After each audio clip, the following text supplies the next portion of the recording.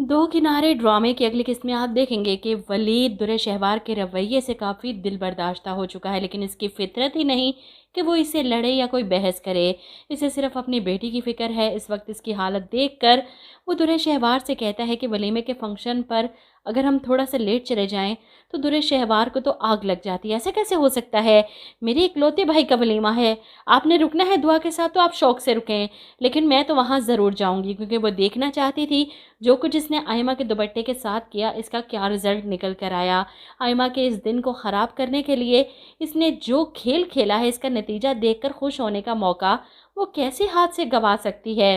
इसीलिए वलीद को दुआ के पास छोड़कर वलीमे पर पहुंच जाएगी, लेकिन यहाँ पर आयमा को उसी दुपट्टे में देखकर हैरान होती है कि वो फटा हुआ दुपट्टा इसने कैसे सेट कर लिया। आखिर कोशिश तो करेगी वो इसका दुपट्टा खींचने की या किसी तरह वो फटा हुआ दुपट्टा लोगों के सामने लाने की ताकि इसकी इंसल्ट हो। वैसे तो मुझे लगता है कि दुर्र शहवार को ज़्यादा ही सर चढ़ा लिया है डायरेक्टर साहब ने कि इतनी नेगेटिविटी फैलाओ कि जितनी तुम्हारे में ताकत है और कोई इसे रोकने वाला नहीं। हत्ता कि इसका बाप, इसका भाई इसकी हर बात पे सर झुकाते हैं, कभी पलट कर जवाब नहीं देते इसकी गलत बात पर, हर जिद मानी जाती है। और वहीं अल्लाह की तरफ से शोहर भी इसे ऐसा मिल गया कि वो भी गूंगा बहरा बन जाता है इसके सामने। इतनी बदजुबान लड़की इतनी खुशकिस्मत कैसे हो सकती है कि इसकी ज़िंदगी में मौजूद तीनों मर्द इस पर जान छिड़कते हैं, इसकी तेज़ धार तलवार जैसी ज़ुबान के आगे भी खामोश रहते हैं। खैर, दुआ की बीमारी का बहाना वो किसी तौर पर चलने नहीं देती और मुझे लगता है कि कायनात के हवाले करेगी दुआ को कि तुम इसका ख्याल रखो, आखिर को फुप्पी हो तुम इसकी, अगर इसे कुछ हुआ ना तो मैं तुम्हें छोड़ूंगी नहीं। और फिर वलीद के साथ पहुंच जाती है एक बार फिर से आयमा और शहीर का हनीमून ख़राब करने। वलीद बहुत इनकार करता है, मना करता है कि दुआ को देखो वो बीमार है, लेकिन दुर्र शहवार इसकी एक बात नहीं सुनती। अगर आप मुझे नहीं लेकर जाएंगे तो तैमूर और आयमा भी नहीं जाएंगे। अपनी बहन की खातिर वलीद मान जाता है और गाड़ी में ही ने मरी लेकर पहुंच जाता है। अब तैमूर और आयमा पिछली सीट पर बैठे कुछ बात कर रहे थे, मुस्कुरा रहे थे और ये देखकर तो दुर्र शहवार को आग ही लग जाती है और गाड़ी रुकते ही वो आयमा के पास आकर तंज करती है, कुछ शर्म और लिहाज नहीं है तुम्हें? हद होती है बेशर्मी की, सगा भाई होता तो उसके सामने भी ये छिछोरपन करती तुम।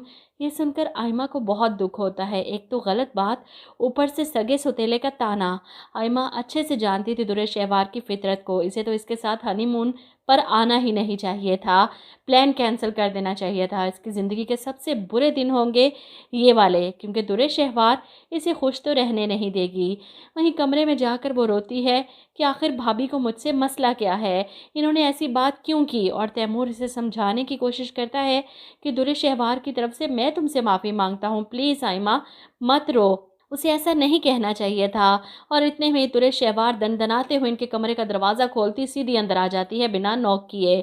वलीद जो इसके पीछे ही आ रहा था इसे रोकने के लिए, ऐसे में दुर्र शहवार इनके कमरे का जायज़ा लेती है। वो स्वीट इन दोनों हनीमून कपल के लिए सेट किया गया था, दुर्र शहवार को पसंद आ जाता है। पर्दा हटाती है, कितना अच्छा व्यू है इस कमरे का, आप लोग ऐसा करें कि आप हमारे कमरे में शिफ्ट हो जाएं और हम आपके कमरे में शिफ्ट हो जाते हैं। वलीद मना करने की कोशिश करता रहा, लेकिन दुर्र शहवार ने पहले कभी इसकी बात मानी है जो अब मानती। भाई के हाथ से कमरे की चाबियां लेते हुए खुशी खुशी अपने कमरे में आ जाती है और इसे लगता है कि इतनी चीप हरकत करके वो आयमा से जीत गई। वलीद की नाराज़गी दूर करने के लिए इसका हाथ पकड़े रोमांटिक होने का ड्रामा करते हुए कहती है, आपने मेरे इतने सारे ख्वाबों में से एक ख्वाब पूरा कर दिया। और यही वो मौका है जब वलीद पिघल जाता है, इसकी हर गलत हरकत को भूलकर इसे माफ़ कर देता है। दूसरी तरफ आयमा कमरे में जाकर और भी ज़्यादा उदास हो जाती है। आपने अपनी बहन को रोका क्यों नहीं?